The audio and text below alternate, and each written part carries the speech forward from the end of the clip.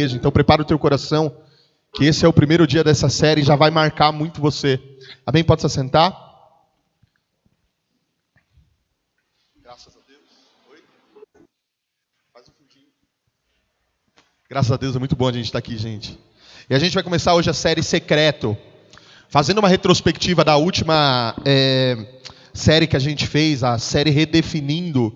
Foi incrível cada uma das redefinições que a gente fez. A gente começou falando sobre livre-arbítrio, a gente falou sobre a presença de Deus, nós falamos sobre diversas coisas. E todos esses assuntos girando em torno de uma redefinição na nossa cabeça. Coisas que a gente ouvia no dia a dia, mas que a gente às vezes não tinha um entendimento pleno da palavra. E aí a gente entra agora nessa série que é o Secreto, e ela tem um motivo pelo qual a igreja vai fazer essa série, né? A gente quer muito viver em comunidade. Esse é o nosso sonho. A gente tem lutado para isso desde o primeiro dia da igreja. Para a gente conseguir ser uma comunidade onde se acheguem mais irmãos, onde a gente seja uma família para o Pai, e a gente consiga se sentir em casa quando a gente entra na igreja. E há um caminho para isso. E esse caminho, ele é trilhado pelo Senhor e ele é ensinado para a gente. Esse caminho é a presença de Deus. Porque aquilo que eu sou no secreto, aquilo que eu sou dentro da porta, com a porta do meu quarto fechada, aquilo que eu sou lá dentro, a solitude que eu tenho nele, a plenitude que eu tenho no meu devocional, ela me faz ter comunhão com os meus irmãos. É como se o Deus que habitasse dentro de mim e que eu cultuasse Ele no meu devocional, no meu dia a dia, no meu secreto, quando a gente se reúne aqui como igreja, o Deus que habita em mim, Jesus, ele se identifica com Deus que habita no meu irmão, que também tem uma vida devocional, que também tem uma vida entregue ao Senhor. E aí a gente começa a entender o senso de comunidade que precisa nascer em nós. Ele precisa nascer da solitude, ele precisa nascer do secreto. E quando a gente vai falar do secreto, a gente está falando do ambiente de intimidade com Deus. Do ambiente onde a gente se relaciona com Deus. E eu digo que no secreto nós praticamos a nossa verdadeira religião. Se no secreto eu sou alguém depravado, se no secreto ou quando ninguém está me vendo, eu sou alguém perdido, eu não tenho convicções, é porque essa é a minha verdadeira religião. Agora quando o secreto está ajustado, gente, e quando a gente está sozinho com Deus, nós começamos a gerar uma cultura de experiências na solitude. Aí nós estamos praticando a religião que Ele deixou, que é a presença dEle. Vocês estão prontos para isso hoje? A gente vai começar hoje falando do secreto, mas para a gente entender, a gente precisa falar um pouquinho da presença dEle. Eu ouvi por muito tempo muitas pessoas dizendo o seguinte: a presença de Deus está em todos os lugares. Eu acredito. Mas há uma manifestação da presença que não acontece em todos os lugares. Que nós precisamos entrar, preparar ambiente para que Ele venha, para que Ele se manifeste na plenitude. A gente vai aprender isso na palavra. Porque a presença, gente, a presença de Deus, ela é um princípio que precisa perseguir e tomar o nosso coração. Ela precisa ser um estilo de vida dentro de nós. A gente precisa começar a entender que por meio da presença nós vamos viver. Que por meio da presença nós vamos cantar. Que por meio da presença, ou que em busca, ou preparando o ambiente para essa presença, nós vamos viver todos os dias da nossa vida. Cada passo que a gente for dar, ela é baseada na presença do Senhor, na presença, e a gente vai aprender isso. Então, eu vou falar sobre 7 verdades sobre a presença. E eu espero que você esteja pronto para receber cada uma dessas verdades, amém? A gente vai entender agora por que Deus está aqui, mas Ele não está manifesto aqui. Por que Deus está em todos os lugares, mas Ele não está manifesto? Então a primeira verdade a gente tem aqui. A primeira é que Deus é imanente e Deus é transcendente. Guardem essas 2 palavras, amém? Você não colocou Isaías aqui, hein, Maris? Quando soubemos disso, o povo desanimou-se completamente. Josué, capítulo 2, versículo 11, fala assim: quando soubemos disso, o povo desanimou-se completamente por causa de vocês. Todos perderam a coragem, pois o Senhor, o seu Deus, é Deus em cima nos céus e é Deus também embaixo na terra. Amém? O que esse texto está querendo dizer aqui? Ele está falando sobre a transcendência e a imanência de Deus. Ele está falando o seguinte, que Deus está acima de todas as coisas. Ele está sentado num alto e sublime trono. Isaías capítulo 55, deixa eu pegar o texto aqui, 57 versículo 15. A gente vai ler aqui já, mas eu vou explicando para você que Deus, ele é transcendente, porque ele está acima de tudo, gente. Ele realmente, ele habita em todos os lugares ao mesmo tempo. E é bom a gente saber que a gente entrou aqui, Deus já estava aqui presente. Que já havia uma presença de Deus nesse lugar. Então é uma transcendência de Deus que ele está acima de tudo. Ele criou as coisas, mas ele está acima das coisas. Nada pode conter o Senhor, porque ele é grande, ele é alto, ele é sublime, ele é transcendente. Há algo sobre todas as coisas. Mas o incrível é que Josué fala assim, mas ele também é Deus na terra. E Deus na terra é a imanência de Deus. É que Deus, ao passo que é alguém muito grande, é algo transcendente, maior do que tudo, ele é algo pessoal, que pode estar aqui nessa noite, trabalhando em cada um dos corações. Coisa maravilhosa, né? Isaías 57. Oh, meu Deus. Não tem aí Isaías 57 na Bíblia? Hã? Vamos lá, Isaías capítulo 57, versículo 15. Sem pressão. Tá abrindo, tá carregando? O que vai dizer em Isaías 57, 15? Vai dizer que Deus está sentado, ele está sentado num alto e sublime trono. Ele está sentado acima de todas as coisas na criação. Mas ele também habita, a palavra fala habita no meio, ou habita com os quebrantados e pobres de espírito. Então está falando de uma transcendência, de um Deus enorme, que cuida, por exemplo, da fome na África, se importa com isso, e de um Deus presente, que se importa com a dor de cabeça que você está tendo. De um Deus enorme, transcendente, que se importa com toda a ordem da criação, com o nascer e o pôr do sol, o cuidado com as estações, as folhas que nascem, as plantas que nascem, e que cuida do teu problema sentimental. De um Deus transcendente, que está acima de tudo, e de um Deus imanente. Vamos lá, pois assim diz o alto e sublime, que vive para sempre, cujo nome é santo, habito no lugar alto e santo. Verso seguinte. Mas habito também com o contrito e com o pobre, o humilde de espírito. Então ele está em todos os lugares, mas ele também está com o pobre e humilde de espírito, com o quebrantado e contrito de coração. E eu estava lendo, aprendendo um pouquinho esses dias na aula, contrito e quebrantado são coisas diferentes, né? Contrito significa, quebrantado significa um vaso que quebrou. E os cacos daquele vaso é o quebrantado, é um vaso quebrantado. Mas quando vai falar de contrito, está falando sobre o pó. Sobre aquele que está no pó, aquele que não tem conserto. Deus habita com gente quebrada e gente que nem acha que tem conserto. Mas é incrível que quando nós reconhecemos isso, ele passa a habitar com a gente. Quando a gente começa a enxergar, poxa, eu sou alguém quebrado, eu sou alguém contrito, eu sou alguém que precisa dele, eu sou um pobre de espírito, eu tenho necessidade dele. Aí ele passa a habitar não só no alto e sublime trono, mas a presença dele passa a fazer parte do meu cotidiano. Quem é pobre de espírito aqui? Quem é pobre de espírito? Aleluia, hein? Quem é pobre de espírito aqui? Sabe por que você é um pobre de espírito? Porque você ainda não ora o tanto que você tem que orar. E você precisa reconhecer isso. Você ainda não lê o tanto que você deveria ler. E você precisa reconhecer isso. Você ainda não tem os seus devocionais e nem tem a identidade que Deus quer para você. Está faltando ainda. Você é um pobre de espírito. E Ele habita com esses. Conseguiram entender aí a transcendência? Deus é transcendente porque Ele está acima de tudo, mas Ele é imanente porque Ele se importa com coisas pequenas e está presente aqui. Amém?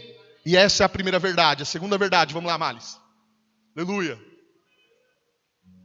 A onipresença, a diferença entre a onipresença de Deus e a presença manifesta de Deus.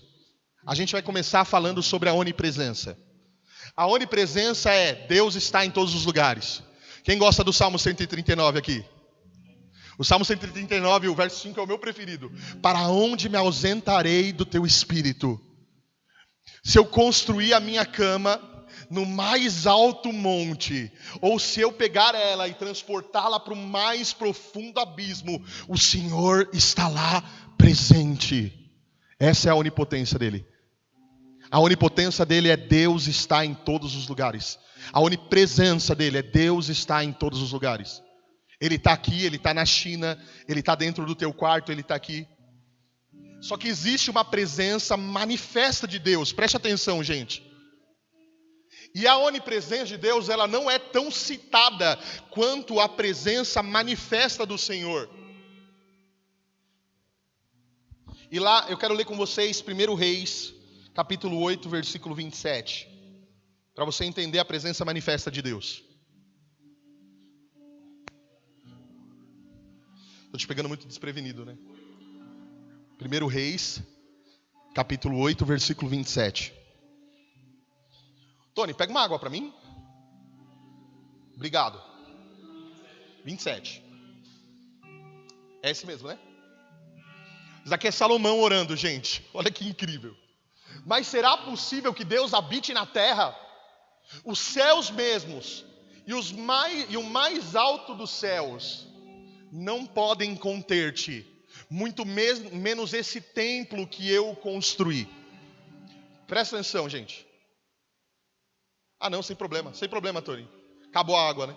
Não tem problema, não tem problema não. Vamos todo mundo passar sede junto. Olha só, eu ainda tenho fome, ainda tenho sede. O que Salomão está falando aqui, gente? Ele constrói um templo para a presença, loucura. E aí ele vai orar na consagração do templo e fala: Deus, você não cabe nesse lugar. Nem no céu e nem no alto céu você caberia. Como é que o Senhor vai habitar no templo? Salomão bipolar, constrói o templo para a presença e começa a orar isso. Não, gente, ele estava falando sobre a onipresença. E há uma grande diferença entre a onipresença de Deus, que realmente é transcendente, está acima de tudo, e a presença manifesta de Deus. E você precisa concordar comigo que Deus não está manifesto aqui como estava, por exemplo, no templo de Salomão. Porque a manifestação é um algo a mais. É diferente dessa presença chamada onipresença. E aí a gente vai ler um outro texto agora para você entender o que acontece. 2 Crônicas capítulo 7. É esse texto escrito em Crônicas. É o mesmo texto. É esse daí mesmo, Maris? Isso. Assim que Salomão acabou de orar, o que aconteceu, gente? Desceu fogo do céu, consumiu o holocausto e todos os sacrifícios. E a glória do Senhor encheu aquele lugar. Ou seja, Deus não pode habitar naquele lugar, porque Ele é onipresente, Ele é enorme, Ele é pleno. Mas quando a presença dEle manifesta naquele lugar, é algo real e palpável. Então eu vou te ensinar uma oração. Você pode orar: Senhor, eu quero entrar na Tua presença. Porque nós estamos passando de uma onipresença, onde Deus está em todos os lugares, para uma presença manifesta, aonde Ele vai se mostrar para nós. Há uma grande diferença entre a onipotência dEle e a presença dEle manifesta. Há comprovações na palavra, gente. Sabe quais comprovações? Paulo a caminho de Damasco. O que manifesta para ele? A presença de Deus. E a presença de Deus que manifestou para Paulo a caminho de Damasco não está manifestando aqui nesse minuto. E eu preciso que você entenda que há uma diferença enorme entre a onipresença e a presença manifesta dele. Porque nós podemos, eu já critiquei essa oração de entrar na presença de Deus. Eu falo, mas Deus está em todo lugar. Mas há uma diferença enorme entre a onipresença dele. Porque o sol está nascendo sobre o justo e sobre o ímpio. Ele está presente, inclusive no momento onde você está pecando e olhando. Mas é diferente ele nesse momento em que você está pecando e ele no momento em que você está com os seus joelhos dobrados diante dele. Há uma manifestação dele mais poderosa. Então a primeira verdade que a gente leu é que ele é transcendente e iminente. E agora a gente está olhando e falando sobre a onipresença dele. Sim, Deus está em todos os lugares. Mas a gente vai preparar lugar para ele vir manifestar. Porque esse lugar vai ser chamado casa de oração. A gente vai preparar o nosso quarto para receber ele. E vai fechar a porta do nosso quarto. E vai receber a presença manifesta de Deus conosco. Olha que coisa maravilhosa a gente pensar nisso, né, gente? A terceira verdade é que a história começa na presença e ela termina na presença. Gente, é incrível. Para você que prega, isso daqui é um tesouro. É um tesouro você entender que a história da Bíblia é a história da presença. Que a presença era manifesta em Gênesis. E que há um anseio de Deus em toda a restauração da humanidade. É que em Apocalipse 21, ele virá habitar de novo em sua presença manifesta, física, real, junto com os homens.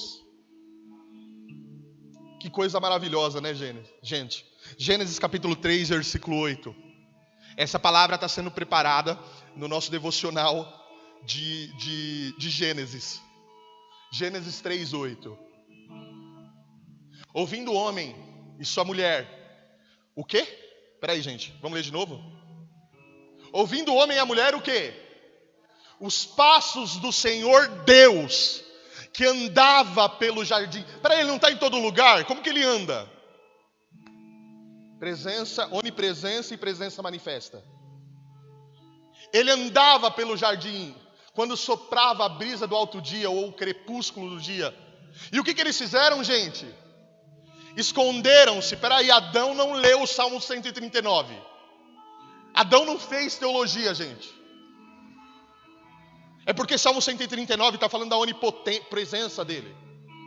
Mas aqui a gente está falando da presença manifesta de Deus. Quando Deus vem no jardim, ele ouve passos. Ele sente Deus chegando. Era a presença de Deus. Inclusive, ele consegue se esconder. E se diz que ele se esconde, era porque era impossível se esconder.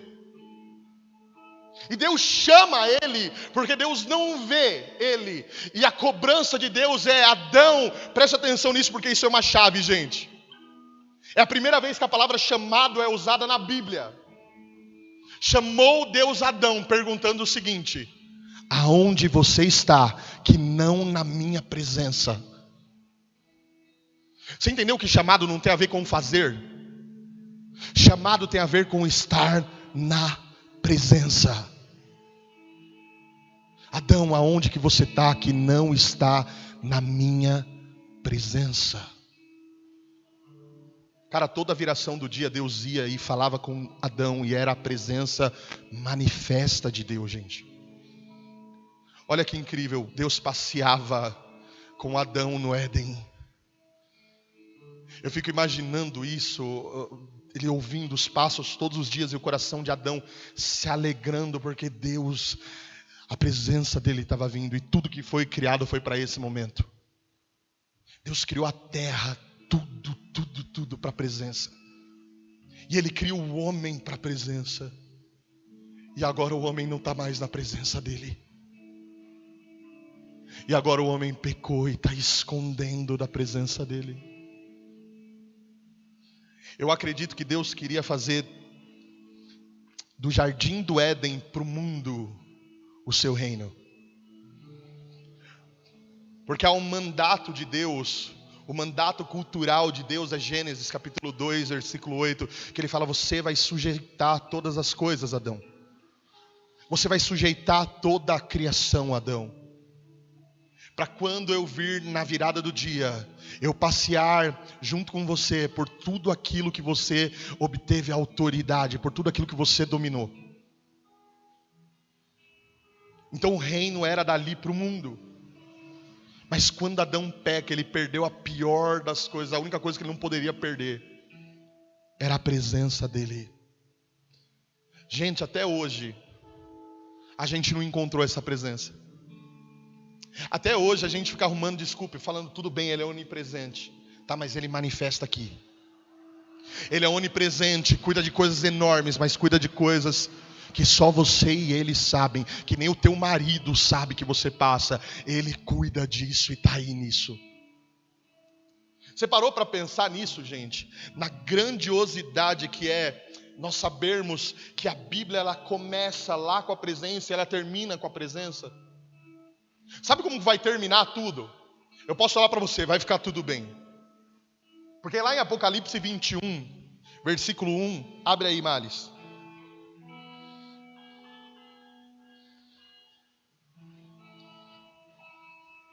Então eu vi um novo céu e uma nova terra. Pois o primeiro céu e a primeira terra tinham passado, e o mar já não existia.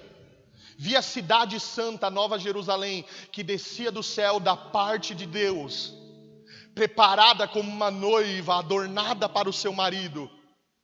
Ouvi uma forte voz que vinha do trono e dizia: agora o tabernáculo de Deus está com os homens, com os quais ele viverá.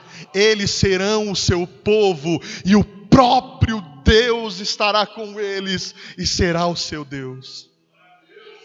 Começou assim, está terminando assim, gente.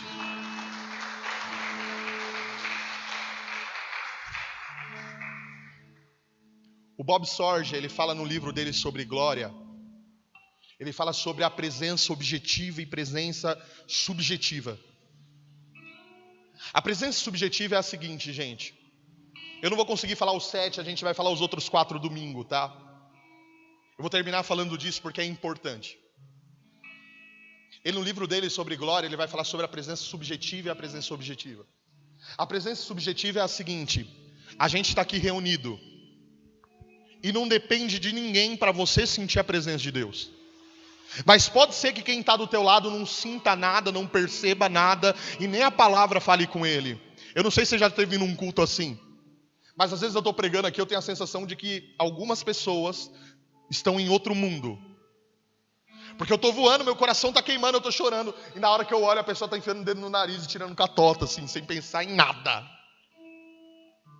O mover está aqui, Deus está aqui presente. O negócio está doido, a gente está chorando na presença de Deus. E na hora que a gente olha para o cara, ele está coçando o nariz e olhando para o além, assim. Para nada. Essa é a presença subjetiva. Porque ela é muito pessoal. O contrário também existe. A gente num culto super parado, ruim, a palavra não rola, mas o cara tá lá, aleluia, aleluia, eu tô na presença, que presença maravilhosa, eu fui transformado, converti hoje.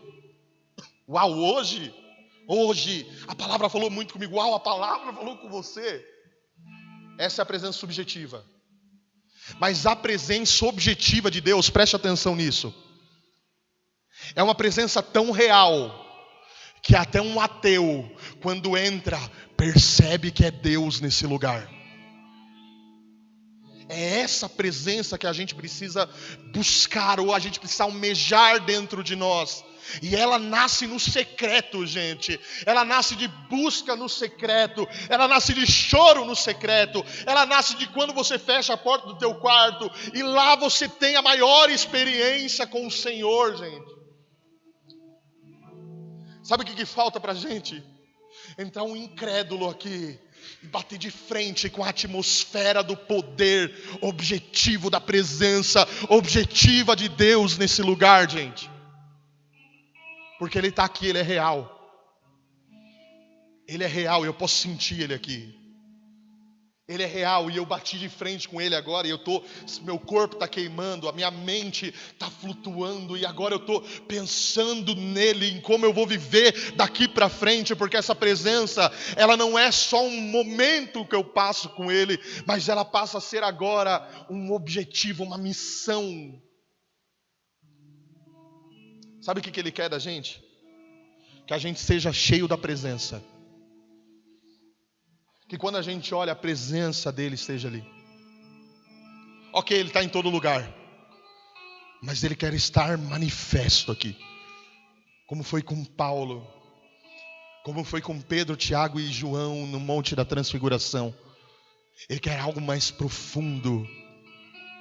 E a gente vai começar essa série agora, ficando de pé no nosso lugar e preparando um lugar para Ele.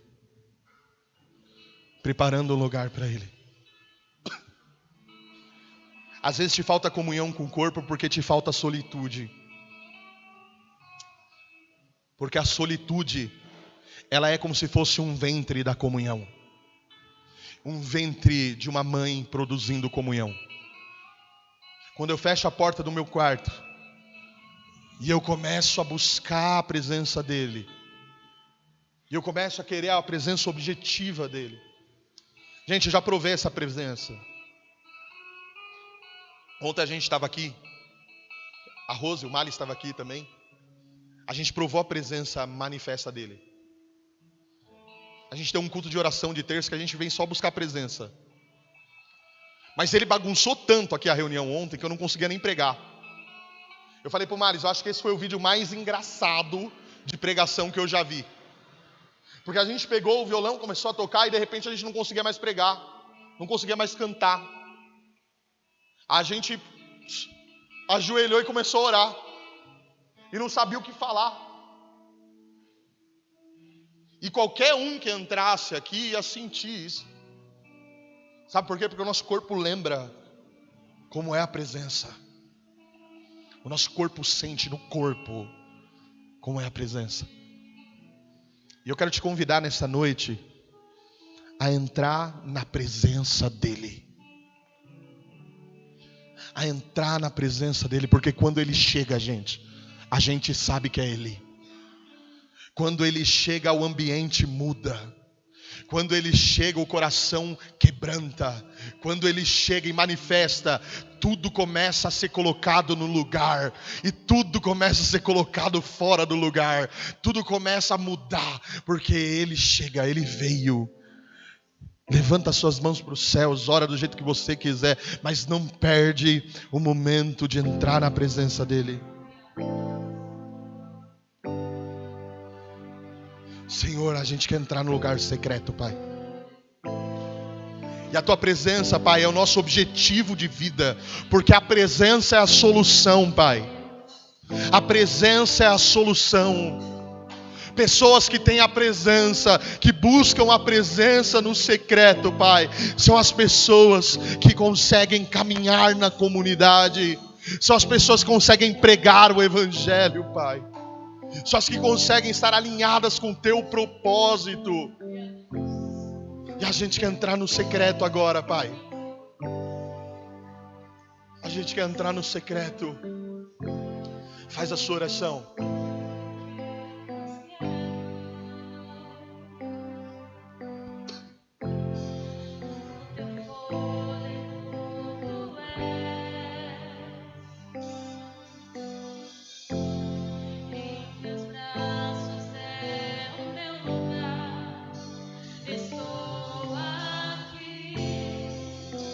Estou aqui.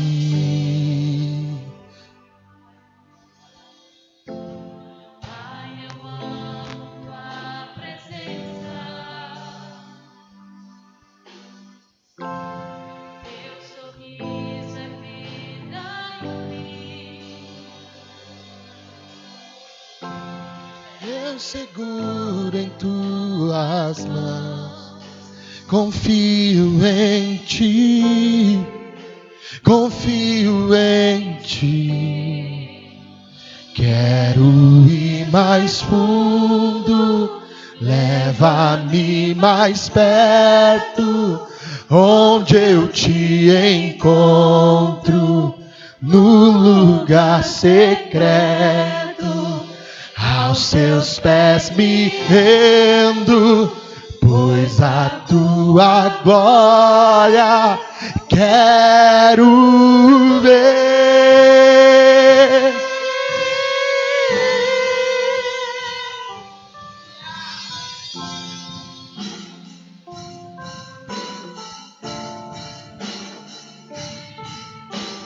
Vai mais fundo, é a sua oração que Ele quer ouvir. É a sua oração que Ele quer ouvir. Pai, eu amo Sua presença, Teu sorriso é vida em mim. eu seguro em tuas mãos, confio em ti, confio em ti. Quero ir mais fundo, leva-me mais perto, onde eu te encontro, no lugar secreto, Aos teus pés me rendo, pois a tua glória eu quero ver.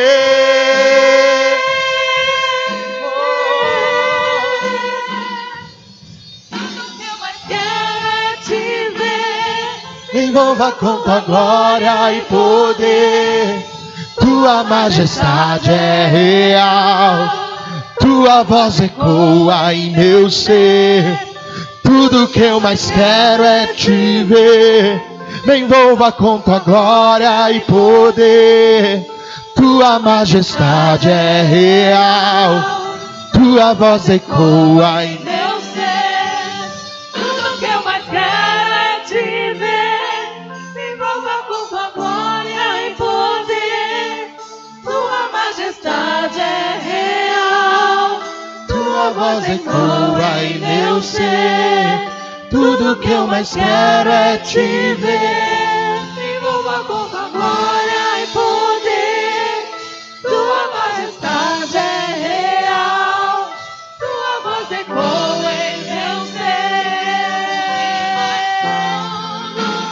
Leva-me pra perto, onde eu te encontro, no lugar secreto. Aos seus pés me rendo, pois a tua glória eu quero ver.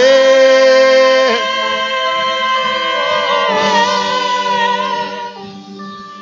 eu mais quero é te ver. Me envolva com tua glória e poder. Tua majestade é real. Tua voz ecoa em meu ser. Tudo que eu mais quero é te ver. Me envolva com tua glória e poder, tua majestade é real, tua voz ecoa em... Meu ser. Presta atenção no que eu vou te dizer agora. Olha o quanto nós valorizamos só o que nós vemos, gente. Eu quero te ver. E eu não sei se você entendeu a palavra, mas basicamente é o seguinte: Deus está aqui. Basicamente é Deus está aqui.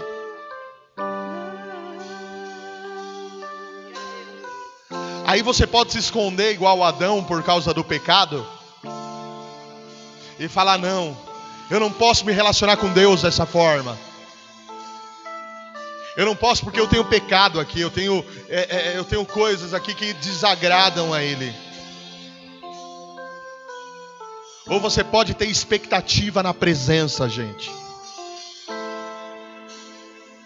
Eu vou terminar falando aqui para vocês que talvez se eu estivesse falando aqui que a gente teria um grande cantor aqui, o maior pregador do Brasil viesse pregar aqui, talvez você ficasse mais feliz do que eu falar que Deus está aqui. Porque o nosso entendimento ele começa a ficar limitado por não entendermos a grandiosidade daquele que se faz presente aqui. Ele é maior do que qualquer cantor gospel. Ele é maior do que qualquer pregador. E é por Ele que a gente está aqui. E é por Ele, para Ele, por meio dEle, a gente está aqui nessa noite. E é essa que tem que ser a sua alegria maior. Porque não é uma pessoa, porque não é um famoso, é o Deus Todo-Poderoso, a presença dEle, o Espírito dEle. Ah, meu Deus, a gente quer valorizar a Tua presença, Pai. A gente quer valorizar a Tua presença, Senhor. A gente quer fazer como Lázaro, Maria, Marta. A gente quer preparar lugar para Te receber, Pai. Oh! Oh!